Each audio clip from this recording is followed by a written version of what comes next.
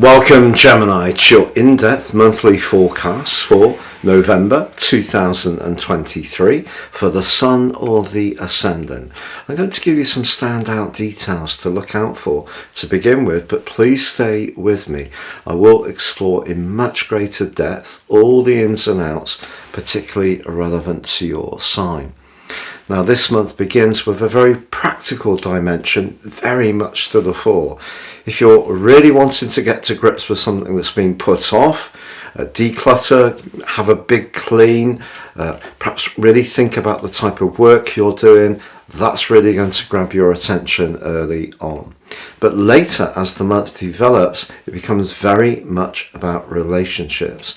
But also you may find yourself feeling a lot more combative in the last week of this month. But that can be exciting if you are looking for greater interaction around your love life. Please stay with me for more. With year 2024 speeding towards us, if you order your year 2024 personal horoscope forecast now, I'll prepare the rest of year 2023 for you, free of charge. But also in my special package of 30% off, I'll prepare for you your character analysis report, your life roadmap.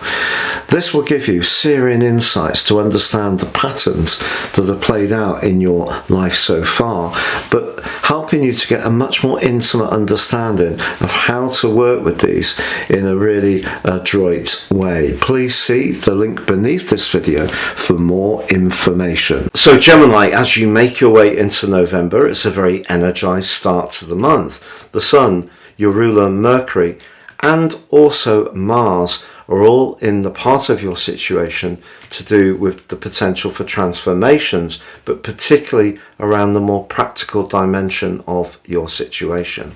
Now, practicalities can be, on the face of it, a little bit dull, the sixth house. But if you thought about bringing a new furry friend into your world, this could be the month that you really start to consider it, particularly from the new moon of the 13th. And it's also possible that you will be thinking about decluttering or reorganizing in some ways, and you could be quite inspired about how you do it. And part of the reason for that is that Jupiter, the planet of expansion, is in an opposition with the Sun. Now, oppositions can create a polarity, and that can create some restrictive energies, but this can actually flow quite well. Jupiter's in a part of your situation which can help you to gain more information, which can help you to steer your practical world, but it may be information that's quite subtle. So for example, someone could share a particular philosophy, perhaps something about supplements, maybe about some new approaches to your emotional health, which then can fire you up and give you more spark and incentive in your practical situation. Also, Mercury, your ruler, is in an opposition to Uranus through the first week of this month. This can create a lot of tension, but also it can again push you to find some solutions. And perhaps something's just going to occur to you, a light bulb moment that can unlock something that has been stuck. Now also Venus is in an opposition with Neptune in the first week of this month.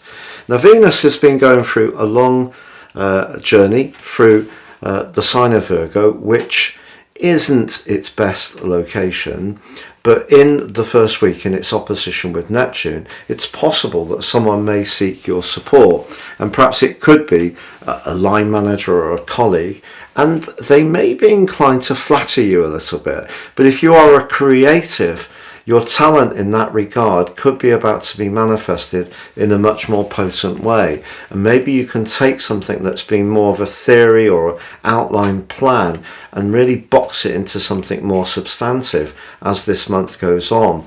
Also Saturn, which has been really giving you a lot of food for thought since the 7th of March, and then again from the middle of June in its retrograde. That's been asking you to perhaps consider your role in life, but also your responsibilities. You may have taken on a position of responsibility during the interim.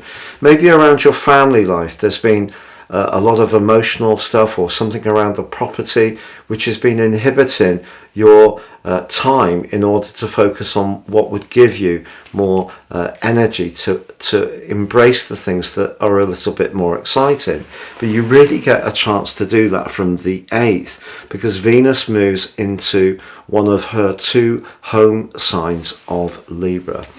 Now, Libra is very much about relating. It can be about presentation, can be very charming, diplomacy, but of course it is about where we can seek to find a consensus.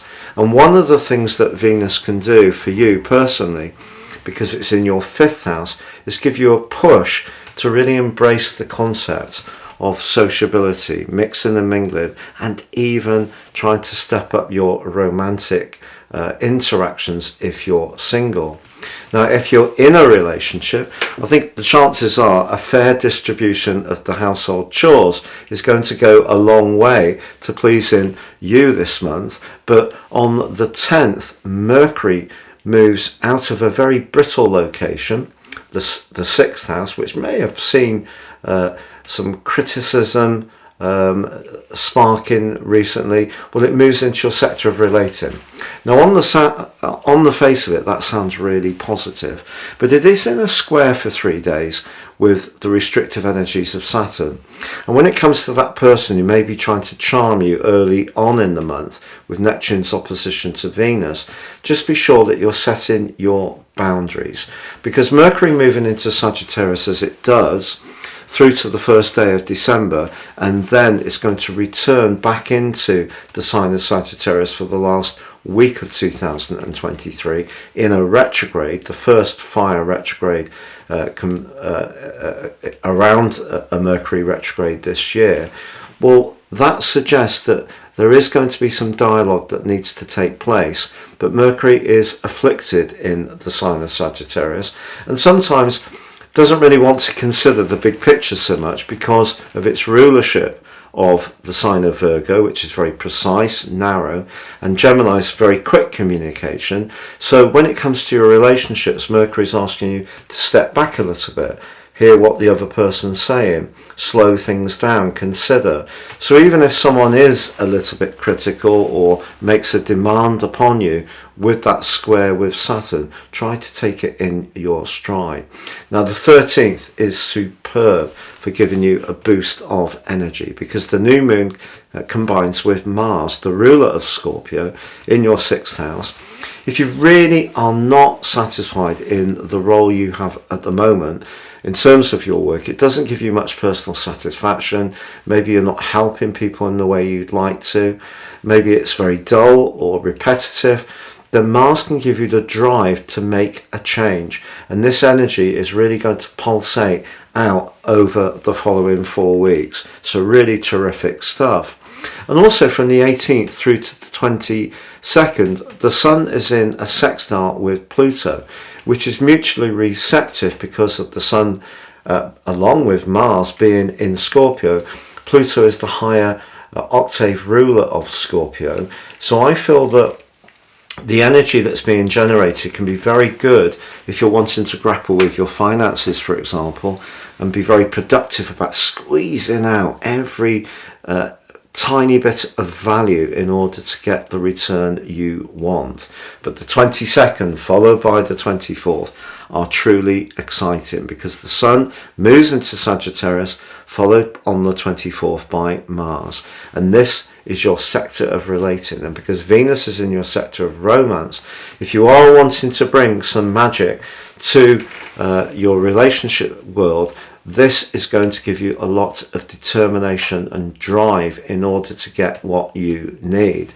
It is true that there's going to be a square from the 25th to the 30th between Mercury and Neptune. Once more, we got this 7th, 10th house energy, and once more, maybe it's those worldly demands that could get in the way of your desire to focus on how you relate to people. But then again, it could work in a different way. If you feel unheard in your professional situation, I feel that the frustration of that can leave you feeling quite drained, but having the Sun and Mars in your 7th house can also help you to fortify your defences. In traditional astrology, the 7th house is open enemies. The colleague that we don't like very much, the person who lives down the street who just seems to dig a little bit into our sense of peace of mind, but is not particularly sinister. The people we have to kind of rub along with can be the 7th house, but it can also be where we can be more combative. So if you are someone who enjoys sports or taking on challenges, whether they're physical or intellectual, you're really going to get a big boost of drive as this month draws to a close. But there is a full moon in your sign on the 27th, but it's quite a complex full moon because Saturn is going to T-square the position of the moon, the sun and Mars.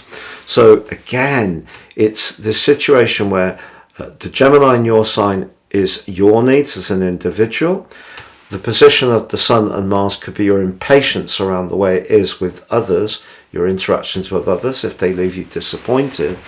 And maybe Saturn in the 10th house could see you deciding to play the parent and say, look, this isn't acceptable. These are the boundaries and rules of engagement that I expect, and I'm not going to budge on it.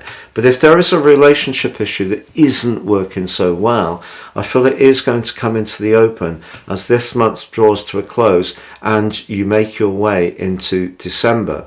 And I think you are going to be very singular in your approach because Mars is going to give you more grit. Mars in the 7th house in the natal horoscope can make people a little bit tricky to get along with because they don't easily give way around what they want.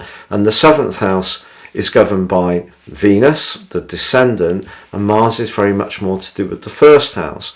So it doesn't kind of work, and Mars in Libra, the same thing. It's not its best location, but you can make it work for you because remember the sign of Sagittarius is very much about being more vigorous, it's about being expansive, travel, can be about getting out into the great outdoors and being more physically active, but it also can be very much about knowledge, and it's a very exciting, mutable sign like yours, and doesn't really like to be penned in. So if in a relationship situation you're not feeling very happy with someone else, the chances are that you can verbalize how you feel in a much more effective way.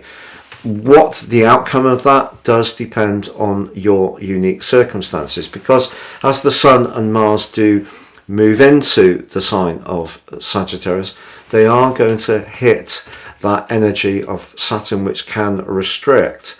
So, for example, in a professional situation, if you're outspoken, where will that lead in terms of your prospect, particularly if you work in a bigger organisation where you're expected to sort of follow on with the corporate mode of operandi, which might not suit your more flexible nature. So some big questions to ask about work and relationships this month. But in general, Gemini, with that Venus pitching up in your 5th house, you're going to be given out a very alluring vibe this month, but also the determination to be heard around relationships. And I think your physical vitality can increase, although Saturn is going to have something to say about that. So it's possible work demands can still be a little wearing.